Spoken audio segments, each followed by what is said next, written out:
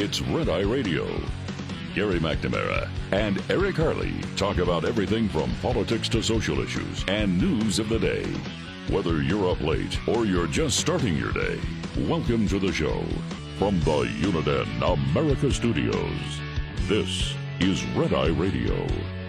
All across America, he's Eric Harley and I'm Gary McNamara. Welcome and good morning. We've been talking last few hours about the assassination of Charlie Kirk yesterday, a young conservative leader, probably the conservative leader of the young. You know, he's always been called an conservative influencer or a MAGA influencer. Well, he was around before MAGA. Long time before MAGA. I was going to say he's also been around before really the advent of real influencers. I know a lot of those YouTubers and stuff and social media have been around, you know, but if you think about it is a go back to 2012 when he was 18. The work that he's been doing, I would say he's a true influencer in that he got results. I don't know how people define influencer, but that to me is the definition of influencer if you're changing hearts and minds. And that's a great point because when I say influencer, I think of somebody who is more just towing the line or a particular line in order to get clicks. Gets the clicks. And that wasn't him. No, that wasn't him. Wasn't him. What you saw from him was genuine. Yeah. Agree, disagree, whatever. But again, and, you know, I know I'm an older guy, but if you're going to ask me the definition of influencer, it would be somebody who changes hearts and minds. Actually influences. Yes. Exactly. Well, yeah, you are the older. You are the older guy, old, right? Yeah. I feel older. All right, we're gonna keep on that track. You're older than I am. Keep repeating that. If Eric identifies as being older than I am, and so if you say it's so, it's so. Then it must be true. Right. Exactly. If you say you're older than me, then you're older than me. Yeah, I feel older. For sure. Age is just a social construct. Yes. It's also arthritis. But beyond that, it's a social construct. It's the arthritis and the tendonitis in my ankle is what it is. During the top of the hour, we were just playing. We can't play these on the air because there's too much cursing, but just a succession TikTok after TikTok after TikTok of young people praising the death of Charlie Kirk, celebrating the fact that he was murdered, that he was assassinated. It's grotesque. And it was, you did come up with a great point, though. As one after another was saying it publicly, these are public forums. That's why they, the TikTok appears on X is because somebody found them and put them on. Yeah, right. And I heard that, what is it, Blue Sky was also Blue Sky. People are like, you can't even go there. It's right. It's right. almost as if you have the most evil people that you could possibly imagine cheering it. If Rachel Maddow was murdered tomorrow, neither of us would be celebrating at all. I would grieve. Regardless of who it is, and it wouldn't matter if they're on the left or on the right. Anybody, it's yesterday and still right now in this moment, and I don't know how long it will last, but for me, there's something else besides grieving here because it's related to someone who murdered based on free speech. Yeah. Based on political views, opinions, based on a conversation. And it comes with a unique kind of sadness. And it would be just as sad if this person had views that were opposite of mine and their life was taken. It doesn't, for me, the difference is I value life, but you made a point, too, in our break during the top of the hour. But beyond that, too, you said, well, you also don't see individuals who have opposite opinions of you as a threat. And those who are seemingly celebrating in this grotesque fashion, and I think it's a great point that you make, in part are celebrating because they believe that there's less of a threat. And I don't think they understand what has happened here. Well, we view the opposition as an opportunity to debate. Yeah. So when the opposition says something, we're like, to us, it's raw meat. Yeah. It's like, here we go. Mm-hmm. Thank you so much. Mm-hmm. Yeah, you and I have often said, we wouldn't have a show if they shut up. That's why we play so much audio. The last thing we would ever want to do is censor the left, ever. They want the right censored. And I think this is a great opportunity for people that are wondering, what's going on? What's the difference? Charlie Kirk has said it many times. He said, look, they say they're socialists. They're really not. Right. They don't know what they are. Right. They're trying to figure out what. That's where I come in. I can help guide them where when you tell them what socialism is, they're like, well, we don't want that. Right. What are you talking about? In fact, here's an example. I want to give this one example here because it actually gets to be humorous. This is him, again, at a college campus talking to someone who has labeled themselves in a particular way, and you and I have actually dealt with this at times. Oh, yeah. But this is actually just great. Here you go. Are you a self-described communist? Yeah, I'm a libertarian socialist. Oh, okay. Great. So it's an inherent contradiction, a libertarian socialist. If you want to believe that, yeah. Explain to me how one could be a socialist and also a libertarian. So as a libertarian, I believe in people's personal freedoms, and I think that socialism is the best way to do that. That's not really what I came here to talk about, though. No, but it's like being a vegan meat eater. It doesn't make any sense, right? It's like saying, well, I want freedom here, but I also want the government to control every part of my life. So explain to me how a vegan meat eater would work. So, okay. A vegan meat eater does not work, obviously. But that's like a libertarian socialist saying that I value liberty, but I don't value liberty. So it's an inherent contradiction. So you got to pick one. That's not what socialism means.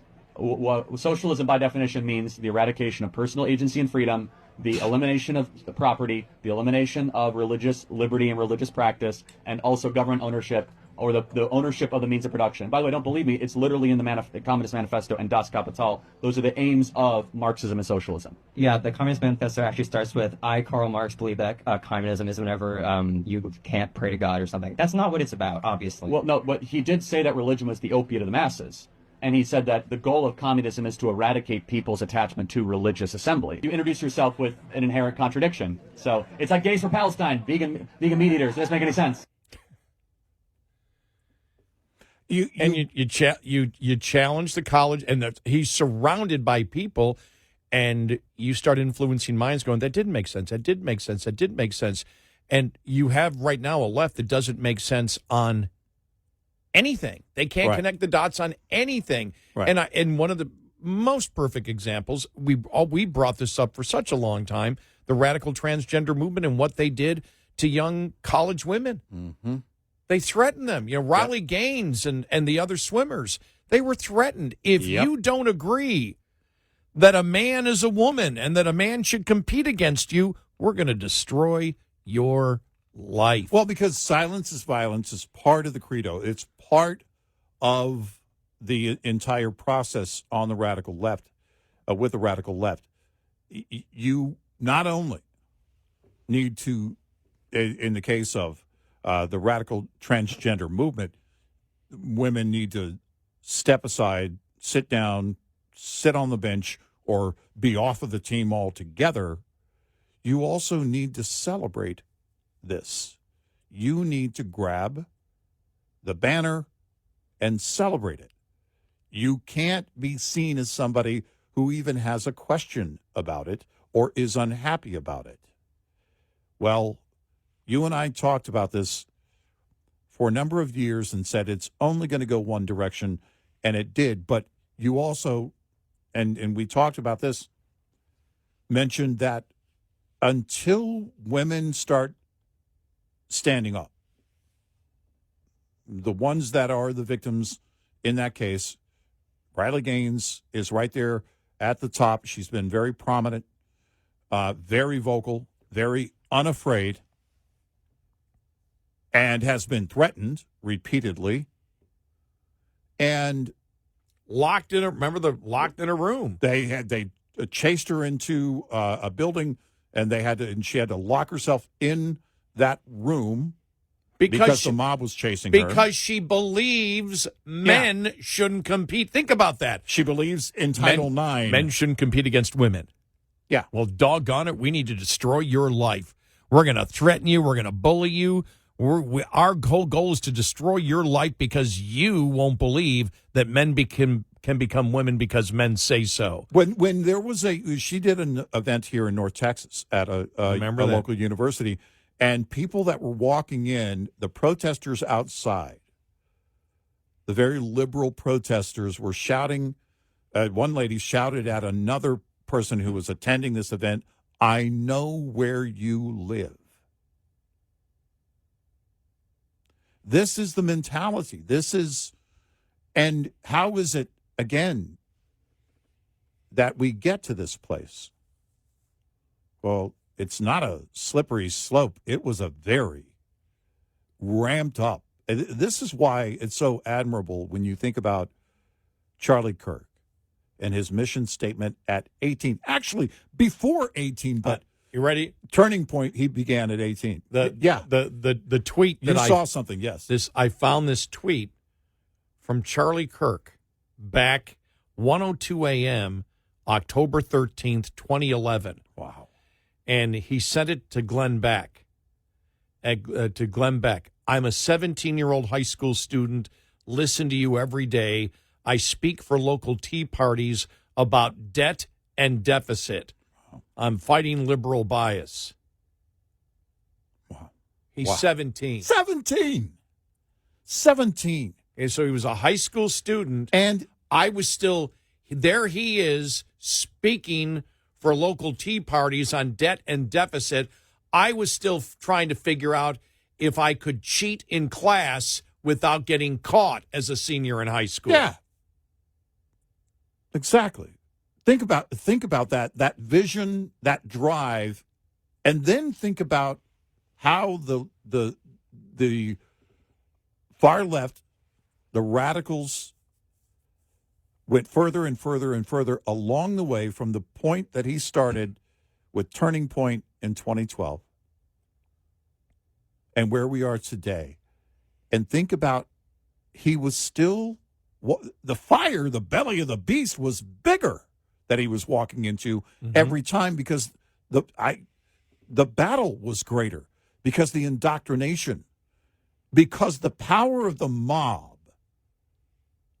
on those young minds, but he still believed in it. In fact, even more so with every growing day. It was clear that he was steadfast in that mission. I don't know how to measure the admiration I have for that. It is off the chart. If something could come out of all of this, I would hope it would be a realization, not from all Americans, because, I've seen this it was Chris Murphy yesterday. All Americans must unite. It's not going to happen. Right. But you need to convince people that are critical thinking who have not yet. They may be ignorant. That doesn't mean stupid. They may not just pay attention to politics. If they pay attention to politics now or wonder what happens here, the message should be put out that when it comes to debate, look at the history right now of the left and the right. The right encourages debate. They want debate. They want happy debate. They want to be able to debate with you and then go out and get a cup of coffee. Yep. And the other side is trying to stomp out all debate. Start at that point, and then everything else out of it, when the left calls the right fascist, you're like, wait a minute, you're the ones that don't want people to be debating. Look at what they would go to. Look at the extent that they would go to control social media, the conversation. Remember, Barack Obama several years ago, the commencement address, where he told the graduates, no, don't go out there and get, all involved in computers, and basically don't go find the truth. Yeah.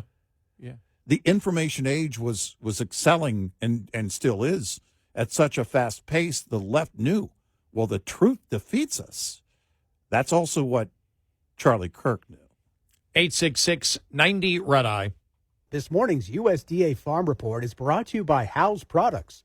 Tested, trusted, guaranteed since 1920. This week's announcement from the federal government's Make America Healthy Again Commission, a strategy of over 120 initiatives addressing chronic disease in children, features a prominent role for agriculture. That according to Commission member and Agriculture Secretary Brooke Rollins. I am encouraged by the roadmap that this report presents. It shows where opportunities exist to improve technology, research, and outcomes. America's farmers and ranchers dedicate their lives to the noble cause of feeding our country and the world, and in doing so have created the safest, most affordable, and most abundant food supply in the world. Additional future USDA efforts in the better nutrition space range from improved soil health tools and an upcoming regenerative farming practice pilot program to continued work on updating the nation's dietary guidelines. I'm Rod Bain reporting for the U.S. Department of Agriculture in Washington, D.C.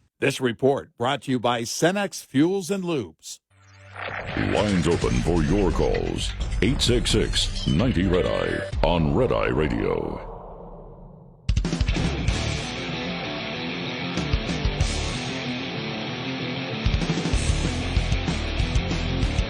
We are Red Eye Radio. He is Eric Harley, and I'm Gary McNamara.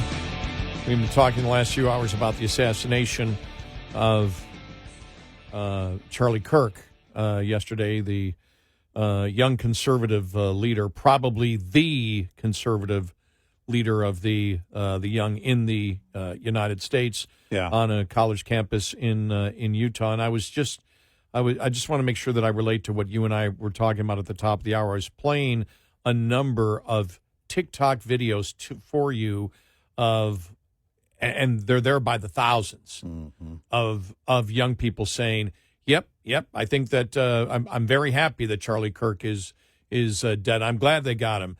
Then Cam Hingby out there talking to and other independent reporters saying, "What do you think about it?" Well, I'm happy he's dead. Well, if you had the chance, would you have killed him? Yes, I would have. And I was playing a number of them, one after the other. And when I'm done, Eric just says, matter-of-factly, he says, and they wonder why there's so many mass school shootings.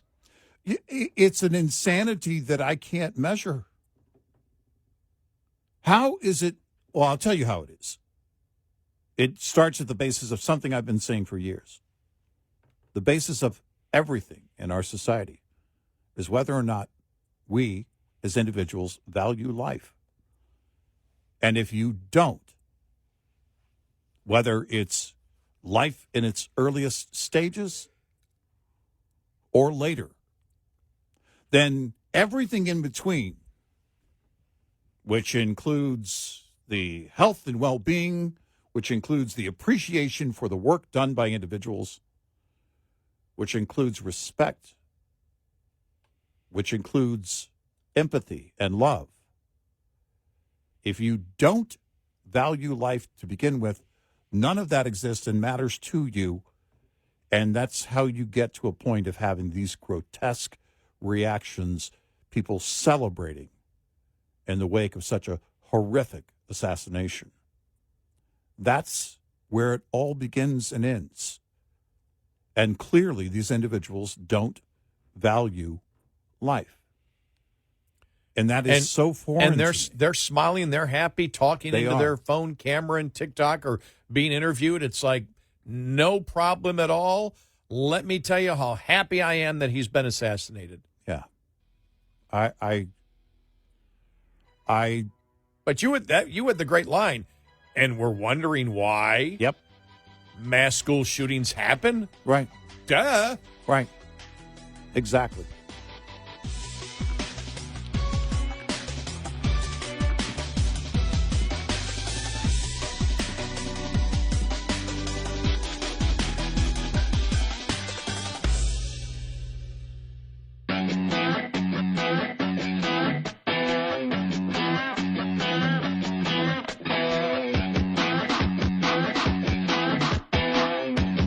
Listening to Red Eye Radio from the Uniden America Studios.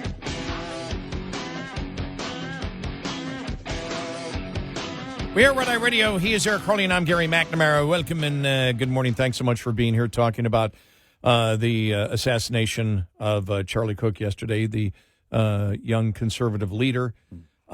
Still nothing overnight. Nothing new in the hunt for the. I'm just checking to make sure. For the person responsible for the assassination. We do know, of course, everybody is probably aware, anybody keeping up with this story, that they did detain a couple of people yesterday. Both of those individuals were released in separate incidents, by the way. They were detained and then released, and then another one was detained and released. The first one that was detained was charged with obstruction. There's video of some of that behavior going on. We don't know how far that particular part of the case goes, but everybody clearly is focused and anticipating now authorities to announce whatever the progress is on the search for the person responsible for assassinating Charlie Kirk yesterday. You had mentioned John Solomon from Just the News, who had mentioned some kind of assistance by foreign intel or something that he couldn't expand on, and we're not sure where that's going or what that means. John Solomon and Just the News, like all news organizations, were following this very closely yesterday as events were unfolding. But we don't know. I've been watching John Solomon's page this morning. You and I don't anticipate anything unless there is some big breaking news on that manhunt. We don't anticipate anything before a press conference, and we're not sure when that might occur. They will, again, keep you posted as long as we're here. All of our great stations certainly are going to be following this throughout the day. And you and I will be following this throughout the day in order to bring you the latest details on the Friday show. Another audio cut from Charlie Kirk. This goes back to, I believe, last month, where he spoke and had a little debate there at the Oxford Union over in Great Britain. Here's just a part of it. Hello, everybody. It's great to be here tonight. Thank you to the Oxford Union for inviting me.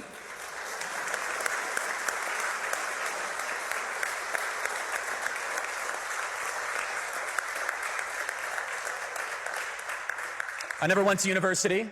I take that as a great compliment. So therefore, everyone who went to university should be able to run circles around me. You'll be the judge, but I'll do my best. Has Donald Trump gone too far? Well, I can nitpick at how vague that question is. What is too far, exactly? Are his tweets too long? Can all of us even agree on what we're aiming at? I don't think so. The truth is this. If you dislike the West, and if you hate the West's values, if you think the West is evil fundamentally and deserves to be destroyed, then anything Donald Trump does basically short of surrender will be too far for you. If I was visiting this school 100 years ago, speaking in support of an American president, I think we would at least have some broad agreement on what a country's leader should be trying to do. But we don't anymore. I don't think it's because America's changed. In fact, I think it's because Britain has changed. From my perspective, Britain is one of the greatest countries in the history of the world. You were the country of Shakespeare, the steam engine, and Adam Smith. You defeated Napoleon. You destroyed the slave trade. You stood up to Hitler. My country, America, became great as it is because of what we inherited from you, from Britain.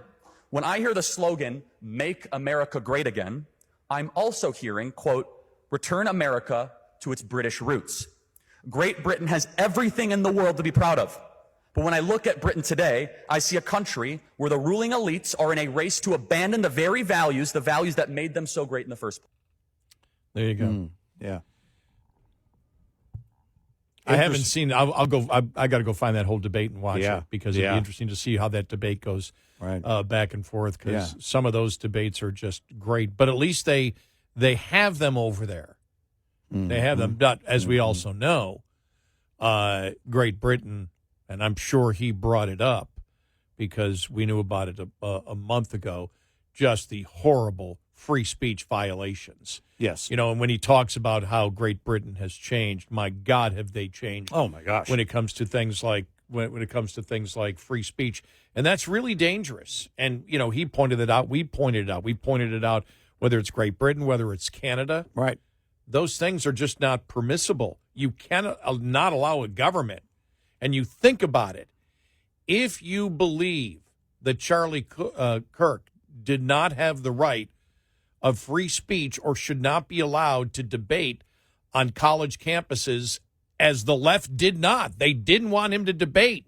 They did not want to hear his ideas. Well, then the next thing is the state gets to pick and choose what the ideas are that they are willing to accept at that particular time. Exactly. And it doesn't run that way. No, it doesn't. And I think it was important that Vice President Vance, I know the message was also conveyed by President Trump, to, again, these are nations that are allies.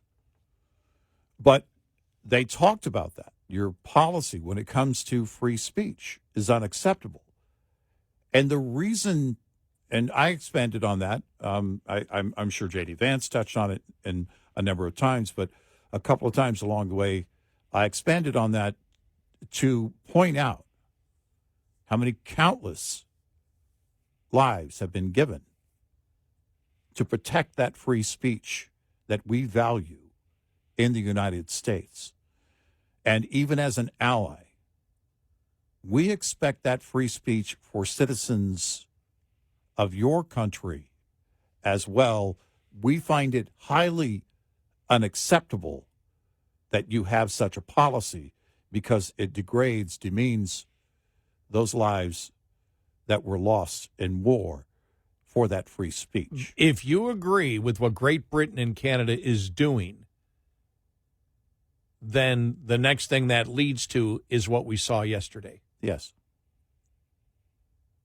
If you believe, as we have seen over the last couple of years, the left doing everything they can to censor the right, which they've done. They've done it successfully. They did it to the New York Post. And government was all over that. Well, then that's why you're not upset. That's why you're cheering about the assassination of Charlie Kirk. Because you want power and control, and you know you can't get power and control if both sides can argue the points. If both sides can argue it and the public can listen to it, we've seen what kind of effect Charlie Kirk, I believe, had on young people that are moving more conservative. Well, because it's been on a number of issues. It's on every issue. I can't think of one where you and I have talked about it with climate change. All right. Forget Eric and Gary or pundits or anybody else. Let's have the scientific community debate. Where's that debate? In an open forum. Where's that debate with data and everything else? Oh, remember they tried to do it once and then they canceled it? Well, they don't want that. Well, they don't want any open forum on any issue. Why would you want that? Our agenda can be defeated. I don't have any concern. In fact, I encourage that open forum. That kind of debate is critical. Charlie Kirk knew that. It's critical to a free society because, unlike the left, we don't believe you're stupid. The left believes you're stupid, and they want you to remain stupid. They want you to be uninformed. They don't want you to be motivated to learn the truth because... I would say this. I believe that they believe as we do that the people that vote for them are stupid. But the reason the reason they don't want the debate is because they believe there's a ton of people, if they hear the options out there, they can't win them over. Well, that's my ultimate point and what I'm getting to. We don't believe you're stupid. We believe after the open debate, in an open forum, that you'll have, in fact, you'll use those critical thinking skills that they believe you don't have or want you to believe you don't have in order to apply what you've learned. Charlie Kirk saw that from a very young age and went to work. That should be motivating for all of us. Every single one of us. The agenda falls apart on the left when the truth exposes it. Shine the light on it, and it's like one of those vampires in one of those old movies. It just turns to dust. They can't win when facing the truth. It's why intimidation, violence, lies, and all of it has to be a part of it. Why would the FBI practically have a second headquarters at Twitter? Why would they do that? Why would there be so much involvement in social media? Because social media was the forum. Mm-hmm. Elon Musk should always be appreciated for what he's done in that regard, in buying Twitter, turning it to X, and creating, again, an open forum. No social media is perfect. It's going to have its ups and downs, good points and bad points. But the one thing that it cannot include is government control of the conversation, and the left loved controlling the conversation. They thought they had won that. And the celebration used this grotesque celebration of the death, the assassination of Charlie Kirk, is these people, these radicals, thinking they have won something. They haven't. You haven't, because there will be a million or millions more now as a part of the effort, because it will likely take that many to fill the shoes of Charlie Kirk. And you're not going to change that. What you did is you exposed the agenda on the left. If you're targeting in any way with threats, violence, intimidation, all you do is expose yourself. Oh yeah, nobody's scared. You've exposed yourself by the things that they have said, as we've seen. You've exposed yourself as a coward and let us know that you can't win the debate. Yep. You haven't won anything. Nope. This is not a win for the radical. You haven't won anything, but you have lost your souls. You certainly have. If you ever had one, it's gone now. 866-90 Red Eye. We'll be right back with more Red Eye Radio with Eric Harley and Gary McNamara.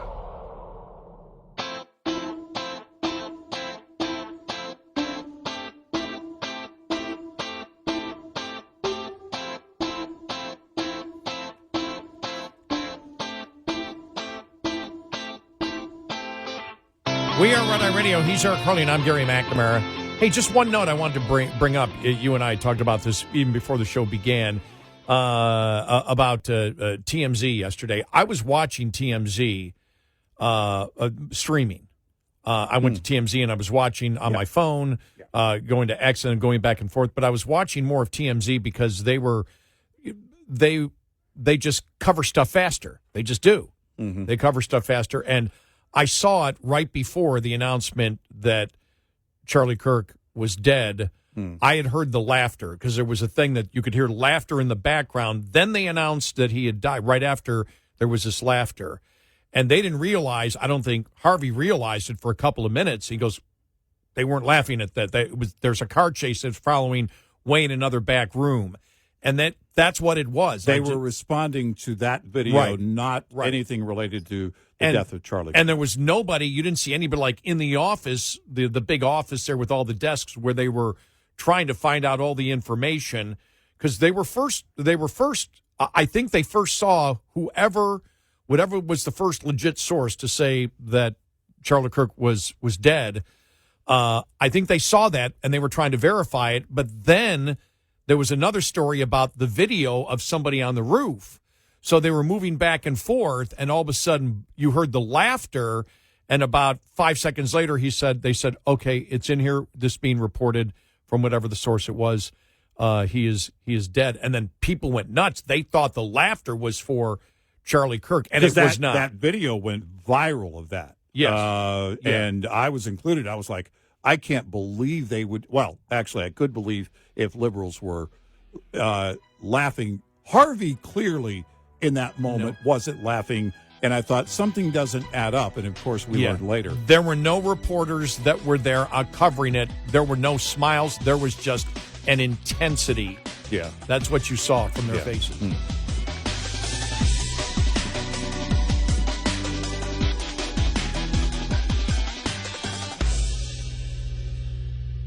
This is Red Eye Radio on Westwood One.